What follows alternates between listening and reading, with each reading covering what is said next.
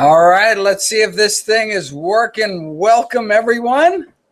I'm coming to you live from my treadmill, as you can see, but I got a green screen behind me, so I can't go back too far, but otherwise the whole thing will come crashing down on me.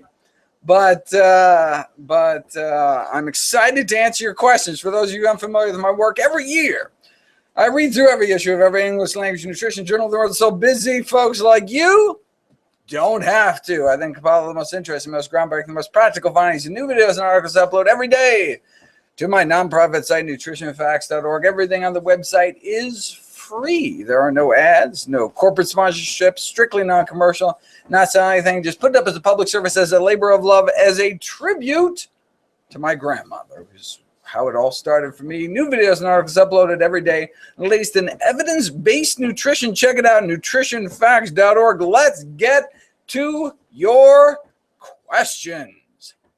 All right, going to start on top. It only seems to show me about 20 or so, which kind of rolls up, but I will just go down the list.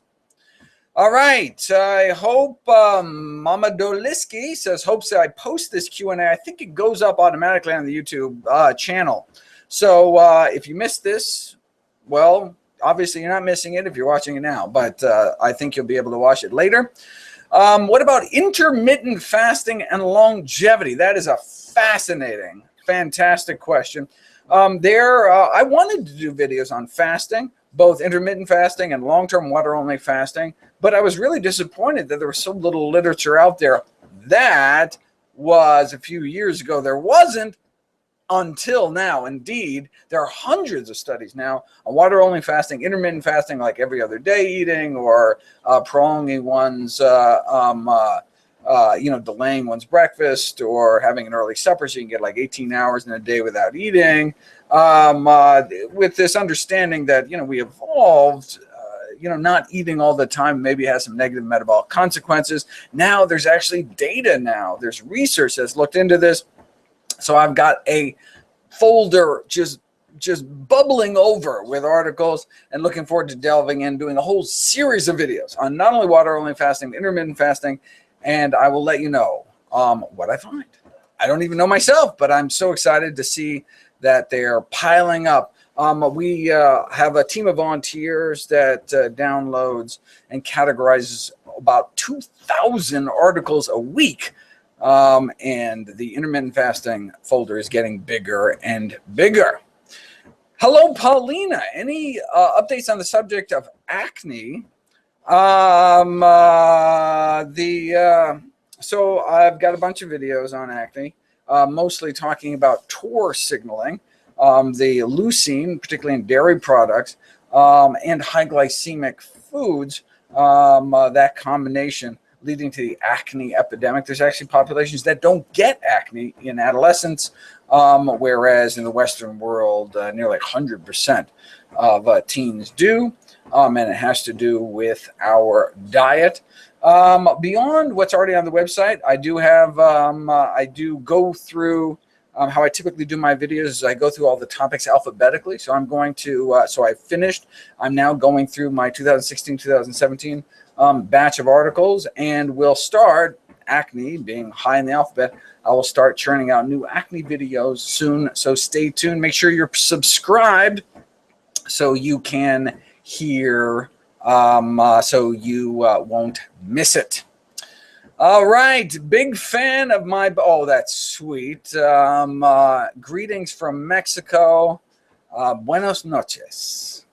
Paul H asks, which form is preferable, methylcobalamin or cyanocobalamin, and does it make a difference? Yes, it does. I encourage people to choose cyanocobalamin, not methylcobalamin. And the reason is, so 2,500 micrograms of cyanocobalamin is all you need. Probably the easiest, cheapest way to get a regular, reliable source of vitamin B12.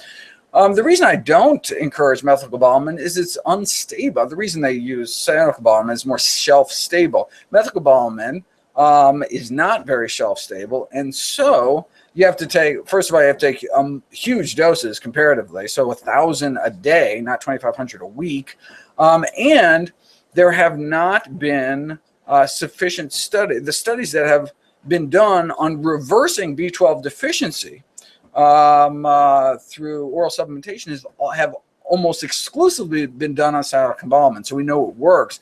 Whereas there's only one study that took vegans and who were B12 deficiency and tried to reverse their B12 deficiency. And there's only one study, just had a few people in it, and in one of the people, it didn't even work at all. Like they gave them 1,000 a day of methylcobalamin, and it did not reverse their B12 deficiency. And so that's pretty scary. So I encourage everyone, cyanocobalamin, yes, there's a daily dose, but I encourage people, probably the easiest way, 2,500 micrograms once a week, costs $5 a year, you'll be all set. And indeed, yes, cyano is cheaper. Thank you, The Clyde 1993. What about Cindy? Cindy says, I've said on YouTube videos that avocados are not good for us, but wait a second, my book recommends them. What do I have to say for myself? What I have to say for myself is this is the field of nutrition, which is just rapidly evolving, exciting field. There are about 100,000 articles on nutrition published every year. And so the science changes. I mean, many of the fundamentals of healthy eating haven't changed for decades. I mean, there's really a global consensus in scientific literature of, in general, what diet to eat, but certain foods flop around. Coffee is one example where evidence tips one way or the other, and avocados are another one. So basically, there was just a dearth of information about avocados, except these in vitro studies. In vitro studies show that in a petri dish outside of the human body, human cells, when exposed to persin, which is a pesticide made by the avocado tree to protect itself, and found in the avocado fruit, did all sorts of really negative things, DNA damage, chromosomal damage in vitro. But as I say in the video, look, even people that love avocados don't inject guacamole into their bloodstream, right? They eat it. And so what happens? It has to go through stomach acids. It has to be absorbed into the intestine. We don't even know if this person's stuff is absorbed. Then it has to make it through the liver, which is like the gatekeeper of the body, and detoxifies things, most things that are toxic to the body. And so only then would it actually make it to our cells and cause potential damage. But look, we didn't know any of that. Hadn't been studied on people. So I said, you know, we may want to moderate our intake of avocados till we know more, until we knew more. And indeed, there was a study done in Jamaica, so we'd be concerned about cancer risk, but a study done in Jamaica found that men who ate more avocados actually had a lower prostate cancer risk, and so that's why. So avocados have been exonerated, and so now probably the worst thing about avocados now are the deep fried chips. People will dip in them. But if you're using avocados in healthy ways, like putting it on your salad to boost your absorption of the fat soluble phytonutrients, carotenoid phytonutrients in that salad, that's a wonderful thing to do. So that's why it's in the book, because the book was written recently and those old videos are still around. But that's why if you view the videos on the site, on NutritionFacts.org, rather than YouTube, I have a little doc notes section where I talk about, kind of put that video in context, and it'll say, if you go to the avocado video on Nutrition Facts, it says, but don't worry, it's been exonerated, etc. All right, next on the list, a tip for cooking beans from Jan Tengo. Wash after soaking, then remove the white foam, blah, blah, blah, blah. Hello, Argentina. Thank you for the tip. I actually don't soak at all. I use a pressure cooker. But for those that soak overnight, you can try that tip. Okay.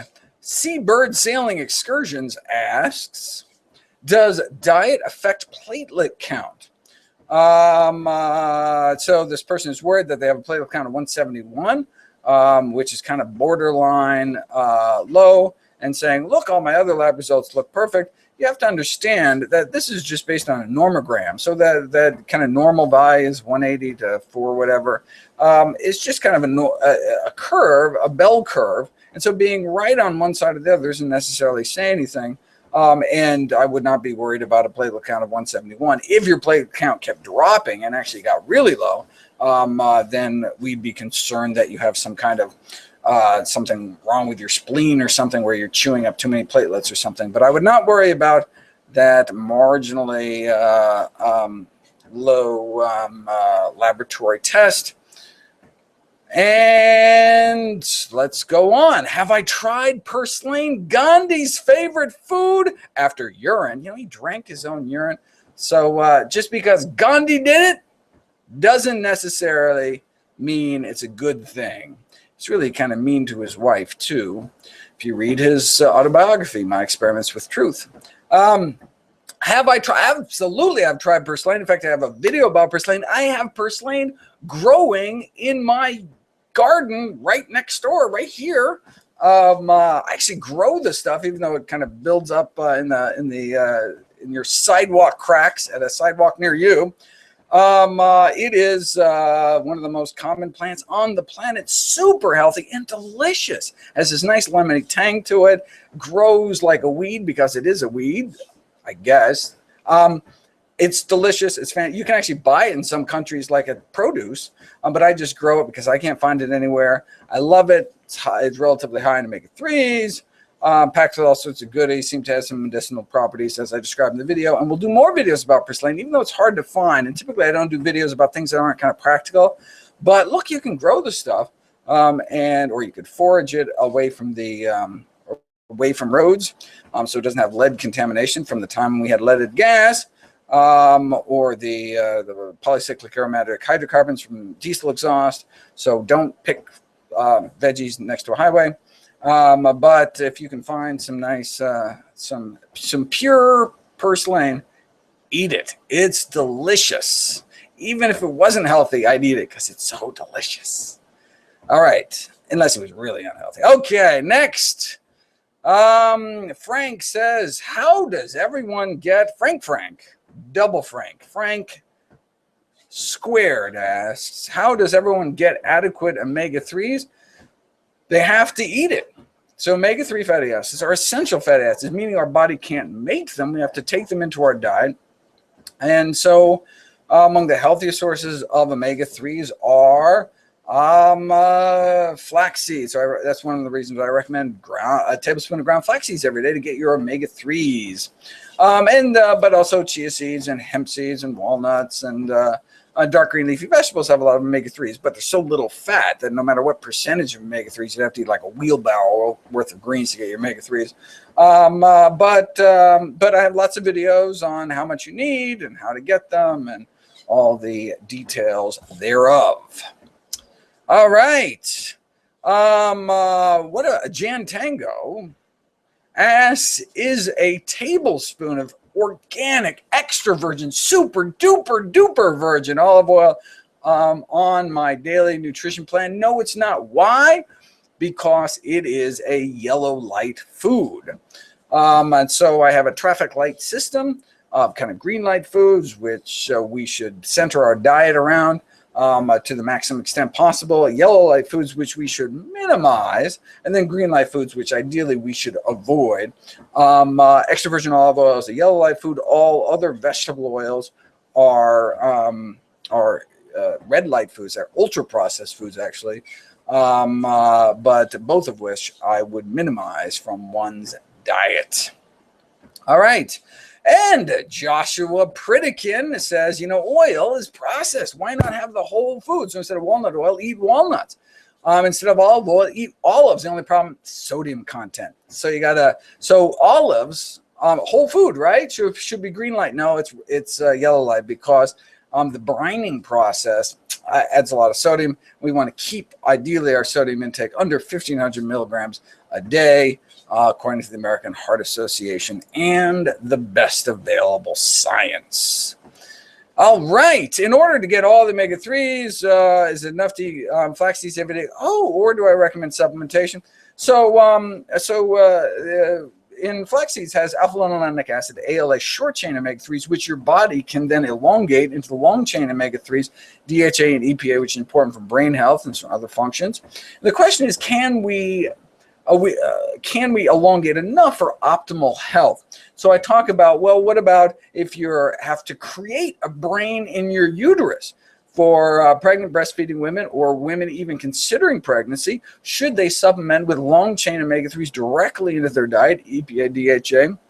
And particularly as you grow older, particularly older men may lose the ability to do that conversion. And may it be a good idea to take long-chain omega-3s for everyone. I've got videos on each of those topics and end up saying it might be a good idea to take 250 milligrams, between 200 and 250 milligrams of a preformed pollutant-free source of DHA in one's diet. And what do I mean by pollutant source? So that's algae-based or yeast-based, but not harvested from the ocean like fish oil because of the pollutants that have built up in the aquatic food chain. And that's in addition to getting your flax, because flax has lots of things other than omega-3s, like lignans, the world's leading source of lignans, a lot of boron, good for bone health, all sorts of good stuff. All right. Okay, more if I want to get omega-3s. Is flax better than chia? Flax is indeed better than chia. Why? Chia may actually have a little bit more. There's lots of wonderful things in both, soluble fiber in both, omega-3s in both, but lignans, these anti-cancer compounds, and there are just extraordinary studies on lignans in terms of breast cancer survival, all sorts of wonderful things. Check out, just type in lignan, Lignan, into Nutrition Facts. You will be amazed, and you will want to run out and get flax seeds. I love chia seeds just because I like the texture, and so I use chia seeds, but flax seeds are healthier.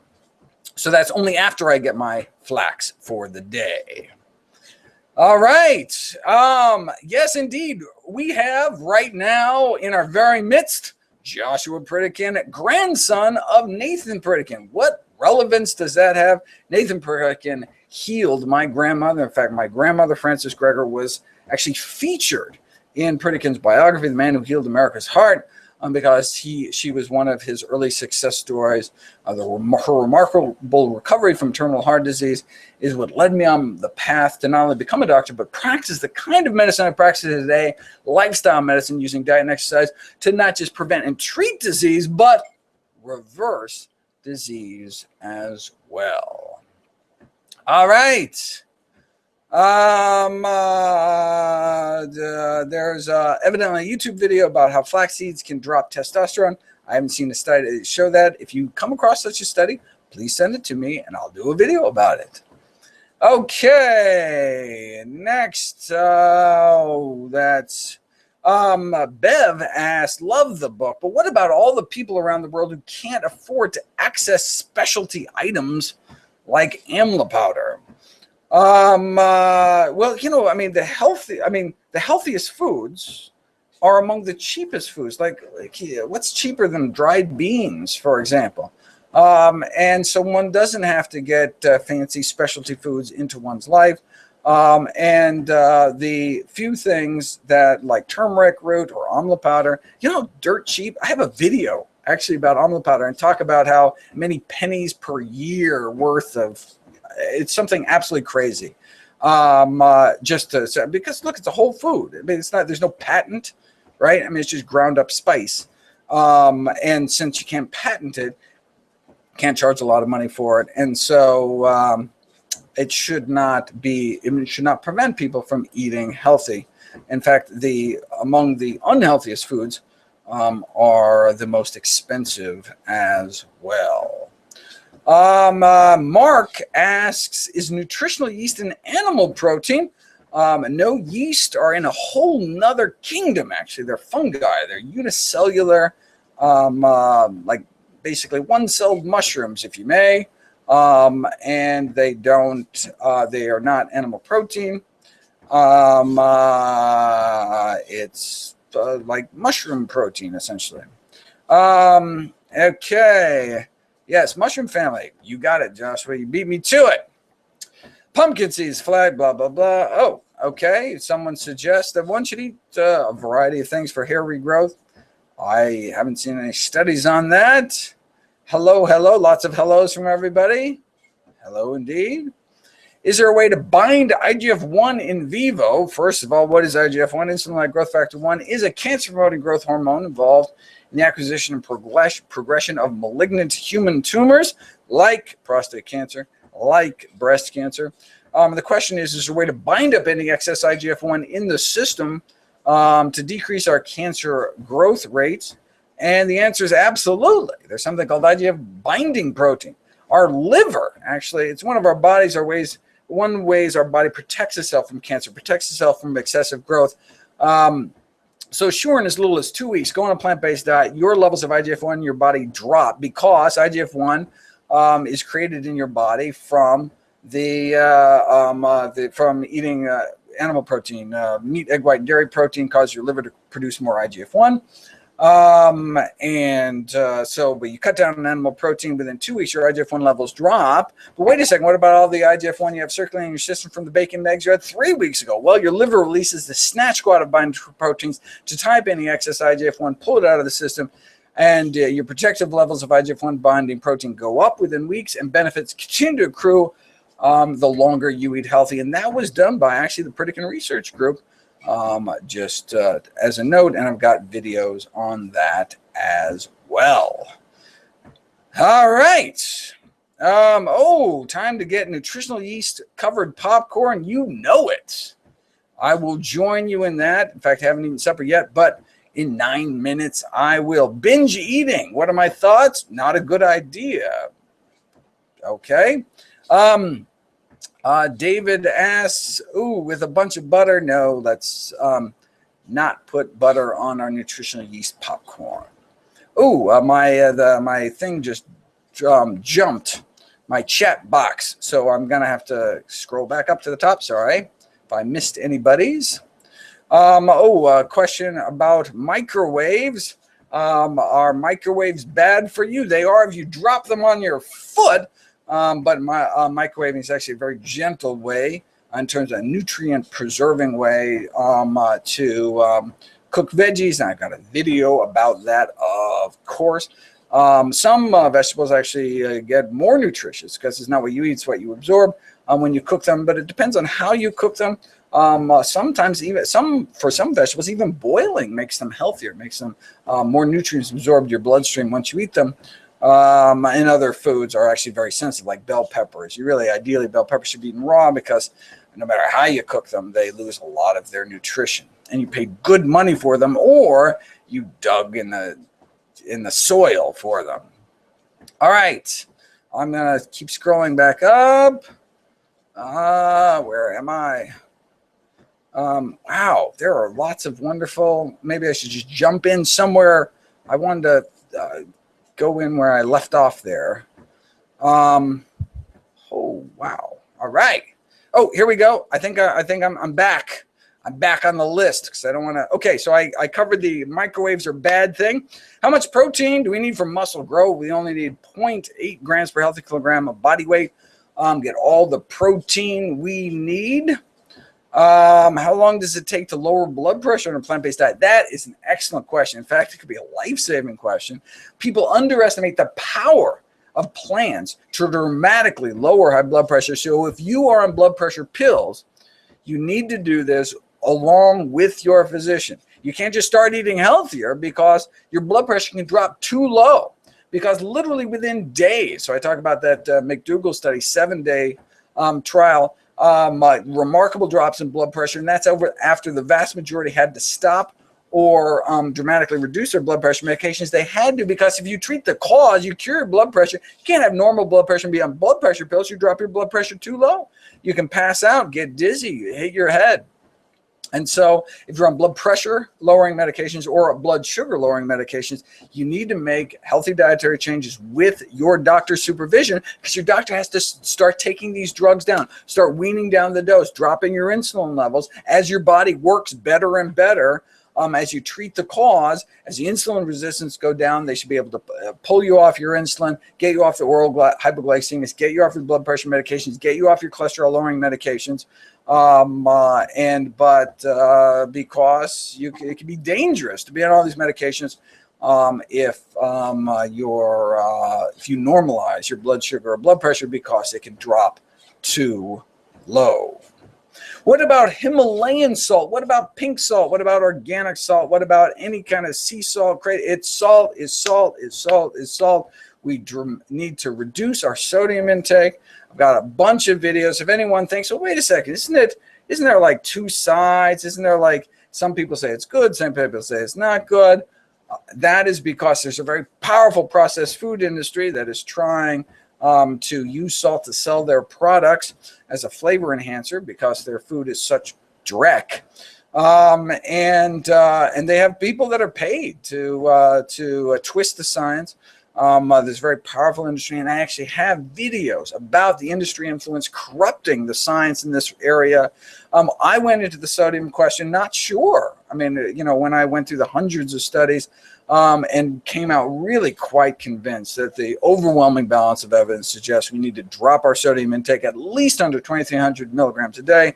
And which is what the dietary guidelines suggest. And even better, American Heart Association is 1,500 milligrams a day. And to do that, one would have to eat remarkably healthy. In fact, the only dietary group that actually achieves that sodium goal are people eating strictly plant-based.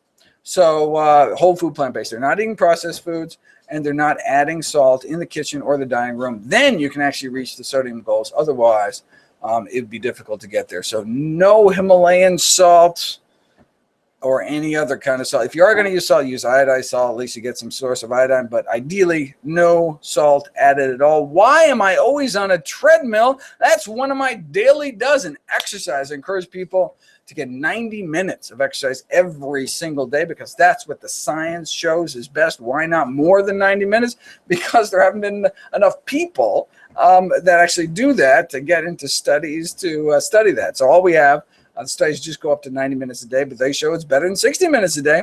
And so I walk 17 miles a day because I work all day and I work on a treadmill desk. And so why do I do it? I do it to get exercise, so my endothelium is happy, and so I can kind of multitask, get a bunch of things done. What's my opinion of Maca? This question has come up intermittently, and so I keep looking, and there just is no good science. There's only preclinical work. So preclinical science is like test tube studies or laboratory animal studies. I haven't found any clinical studies. If you find one, though, let me know, and I'll do a video about it. I'd love to. I know that's a question that comes up a lot, but if there's no science, that's why there's no videos. There's a question, who are my favorite YouTubers? Sadly, people ask me about pop culture. People ask me about what's my favorite movies, or I'm stuck in the library and know very little about what's going on in the world. Apologize for that. So I don't know what books are being published, what's in the lay press about nutrition, just the peer-reviewed literature. Ask me about the peer-reviewed literature. I'd be happy to talk to you about it. Recommended cat food, ask your veterinarian. See, I'm a veterinarian that's very specialized. I only know one species, a very limited, restricted, handicapped veterinarian. In fact, in that I only know one species people, and so I can't advise you about what to feed llamas or cats or anything else. But ask someone that knows the science. All right. So David asks, they are a healthy vegan. Question is, what about my non-vegan elderly mother-in-law? How can she reduce significant pain from peripheral artery disease? That's a great question. If you go to my website, there's basically no videos on peripheral artery disease. Not because there isn't good science, I just haven't got to it yet. But that's what my grandma suffered from, something called claudication, this crampy calf pain because your muscles are not getting enough nutrients, not getting enough oxygen, just like clogs to the arteries in the brain can give you a stroke, clogs to the arteries of the heart can give you a heart attack, clogs to the arteries in the legs, the femoral arteries going down into the thighs. If there's atherosclerosis in them, you can not get enough oxygen, you can get crampy kind of angina chest pain, but happening in your calves, and it limits mobility, all sorts of other things. And that can be reversed, something we've known since 1977. And you say 1977, wait a second, Ornish didn't start publishing on heart disease reversal till 79. That's because the first studies on atherosclerosis reversal, opening up arteries without surgery, was actually done on femoral arteries, peripheral artery disease. I'll talk about that whole story and talk about ways you can do that in a series of videos I have coming up on peripheral vascular disease. Stay tuned. Thank you so much, everyone, for joining me. I think you'll be excited. You see my little green screen here. I'm actually going to be inserting myself in the videos on the treadmill. It could look really cool or really dorky. We will see. You be the judge. I will talk to you next month. I'll do more live Q&As. Make sure to come over to Nutrition Facts and subscribe to make sure you don't miss any of the goodies. Have a wonderful night.